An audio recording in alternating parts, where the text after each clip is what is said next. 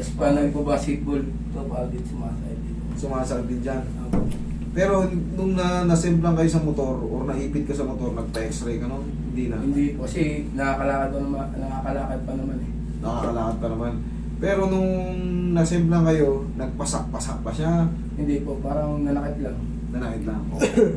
Yung mga tanong ko na yan, may ano yan, may purpose yan. Yung mga tinatansya ko na dyan, kung nabasag mo yung buto mo or... Pero, nung mga kasagsagan nung na October, kumbaga, namilay ka ba ng ilang buwan? Namili po ng ano, mga 2 linggo. 2 linggo, tapos after 2 linggo, Wala medyo na. bumuti na. Tapos nag-basketball ako, pag nakasapatos, sumasakit pa na didiin. Oo. Kaya hindi ko rin natatapos yung laro. Sige, yan. Okay. Gets ko na. Kasi pag mga walang x-ray, kumbaga, ako magtatansya. Pero ito nyo, 2 linggo nakalaro na siya ng basketball. Ibig sabihin, ang fracture kasi, si guys mo yan, ang fracture kasi, hindi mo mapapagaling ng 1 linggo yan, o 2 linggo, 3 linggo. Buwan ang binibilang, lalo sa edad, depende sa edad.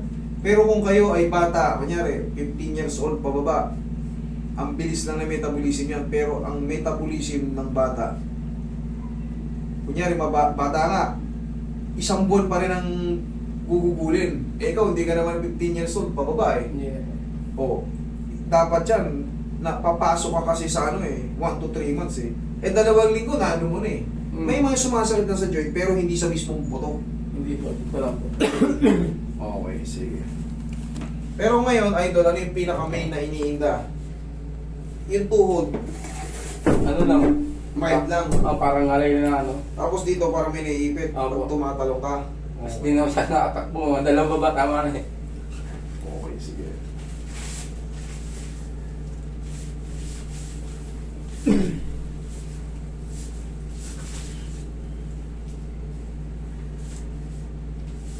Relax na.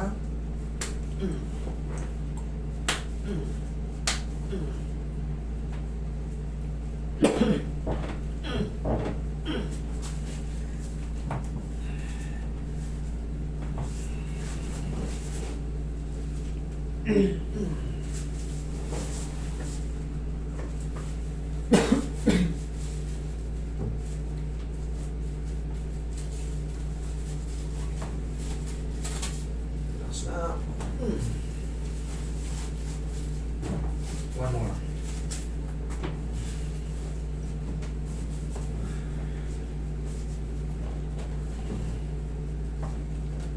Yung yun ang inaantay ko, yung gumalaw na yun.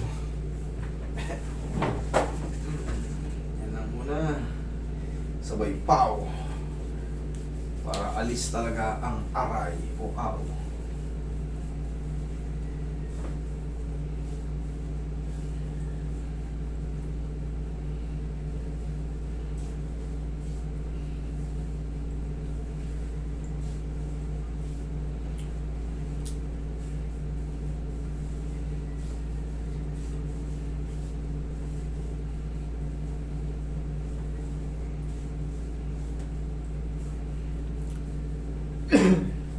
May kasama ako eh.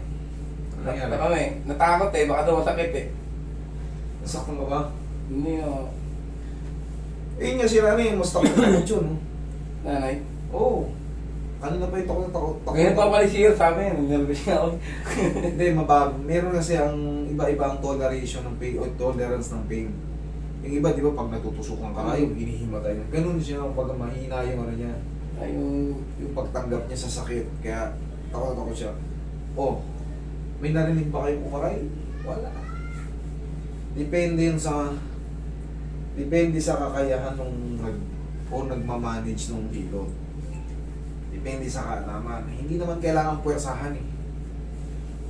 Ang kailangan, timing at alam kung ano yung ginagawa. Yun ang pinakamahalaga. Alam kung ano yung ginagawa. Hindi basta na lang nagpapanagutok. Basta na lang hinahatak. Basta na lang... Kailangan naiintindihan muna. Yun ang pinakamahalaga sa lahat. Naiintindihan mo anong ginagawa. Ito, palaging secondary na lang to. Yung ganyan. nilaro ko mga kagabi. Tawag hindi taga kaya. Balik mo. Hindi Wala ito, bumibig. So tingin mo, nag-gain ka ng timbang o bumibigat ka ba o hindi na? O kumbaga nag-maintain lang or Nagme-maintain na ako ngayon kasi mahirap kami sa mga ano eh, sports gym.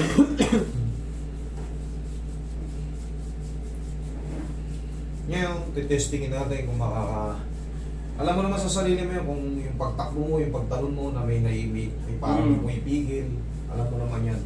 Checkin natin. After may pang massage siya to.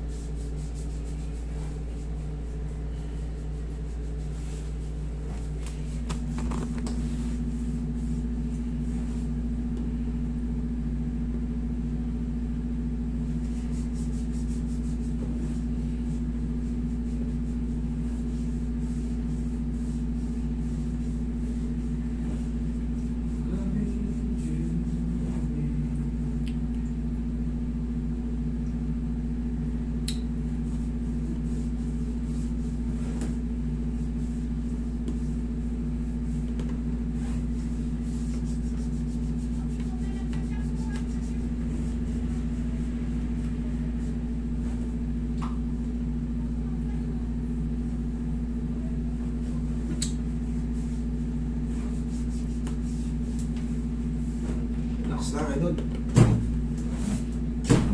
Ikaw nga, tigas mo to. Hindi, pataas. Yan, sipa mo. Isa pa. Okay, sige nga. Sustain. Oh, bawas. Arat na. Kasi yung arat, pag-gossip po ito na tinatalong ko yun. Ganyan lang eh. Kasalanan mo yan, pumunta ka rito. Okay? Thank you.